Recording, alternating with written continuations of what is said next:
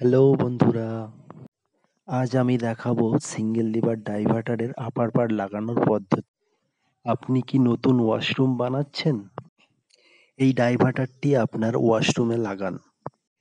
এটি লাগালে আপনার ওয়াশরুম খুব সুন্দর দেখতে লাগবে।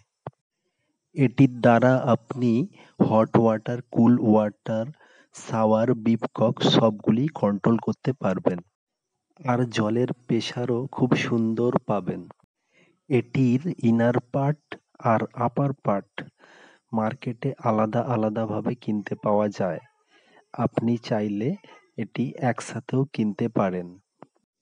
এর ইনার পার্টটি টাইলস বসানোর আগে কনসিল ওয়ারিংয়ের সময় লাগে। আর এর আপার পার্টটি টাইলস লাগানোর পর লাগানো হয়। তো বন্ধুরা, এটির ইনার পার্ট লাগানোর পদ্ধতিটি যদি দেখতে চান তো কমেন্টে জানান। পরের ভিডিওতে অবশ্যই পুরোপুরি দেখাবো। আর বন্ধুরা, ভিডিওটি ভালো লাগলে অবশ্যই লাইক আর কমেন্ট করবেন।